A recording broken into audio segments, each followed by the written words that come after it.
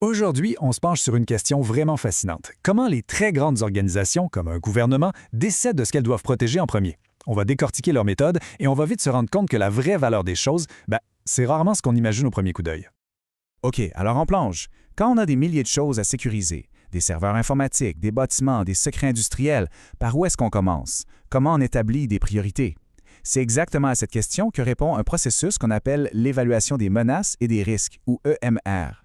Tout commence par une étape qui l'air simple, mais qui est absolument fondamentale, faire l'inventaire de tout ce qui a de la valeur pour l'organisation. Dans leur jargon, ils appellent ça des actifs. Mais c'est pas tout de les lister. Après, il faut se demander à quel point ce serait grave si on perdait cet actif-là ou s'il était compromis.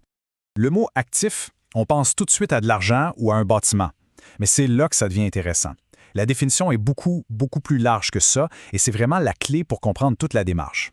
En gros, il y a deux grandes familles d'actifs. D'un côté, les actifs corporels, ceux qu'on peut physiquement toucher. Et de l'autre, les actifs incorporels. Eux, ils sont beaucoup plus abstraits, plus difficiles à définir, mais souvent, ils ont encore plus de valeur. C'est vraiment là qu'on voit la différence. Les actifs corporels, c'est facile. Des serveurs, de l'équipement, des véhicules. On peut mettre un prix dessus. Mais les actifs incorporels, la réputation d'une organisation ou la confiance que le public a en ses services, comment on calcule la valeur de ça? Et pourtant, la perte de confiance peut être absolument dévastatrice, bien plus que de perdre un camion. Et c'est ici qu'on arrive au cœur du raisonnement. Au moment « aha ». L'importance réelle d'un actif, ce n'est pas sa valeur qu'on le regarde tout seul. C'est sa relation avec les autres actifs. C'est un concept qu'on appelle l'interdépendance. Pour que ce soit bien clair, le guide gouvernemental utilise un exemple qui est juste parfait. Imaginez une installation ultra sécurisée qui contient une véritable fortune en lingots d'or. Spontanément, on se dirait tous que l'or, c'est de loin l'affaire la plus importante à protéger. Toute la sécurité devrait être concentrée sur les lingots, non? Ce serait une grosse erreur de penser comme ça. Parce que dans cette même installation, il y a une vieille imprimante spécialisée. Toute seule, elle vaut peut-être quelques centaines de dollars à peine. On pourrait facilement l'ignorer.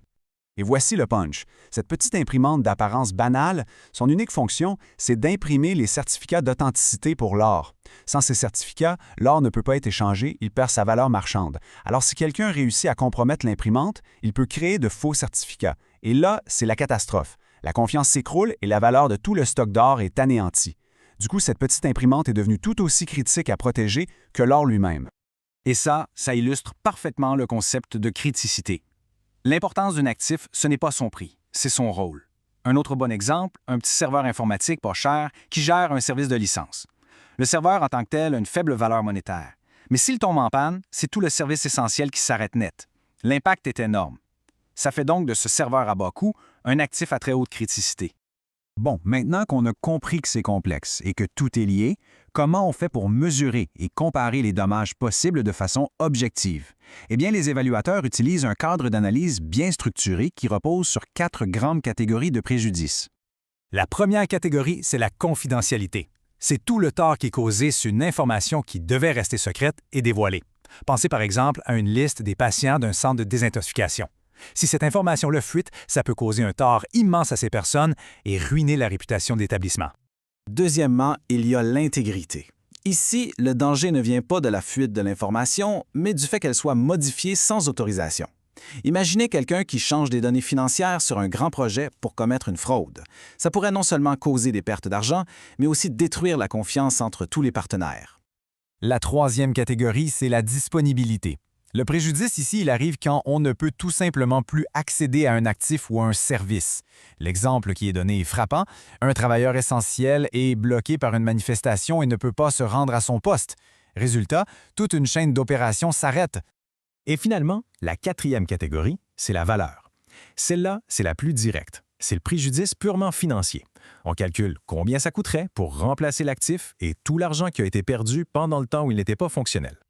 Alors, une fois que chaque actif a été évalué à travers ces 4 filtres, l'organisation est enfin prête à produire le résultat final de tout ce travail, une liste de priorités qui est claire et surtout justifiable.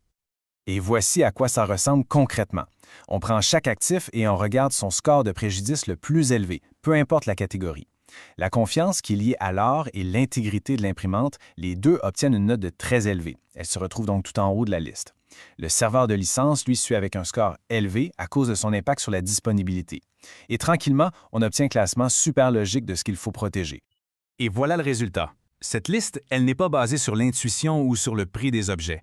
C'est un vrai plan d'action rationnel qui est basé sur l'impact réel des choses. Ça guide l'organisation pour qu'elle protège d'abord ce qui compte vraiment le plus. Et ça amène une dernière réflexion. Ce genre de raisonnement, ce n'est pas juste pour les gouvernements. Que ce soit pour une entreprise ou même dans la vie de tous les jours, quels sont nos actifs les plus critiques? La réponse, finalement, n'est peut-être pas aussi évidente qu'on le pense.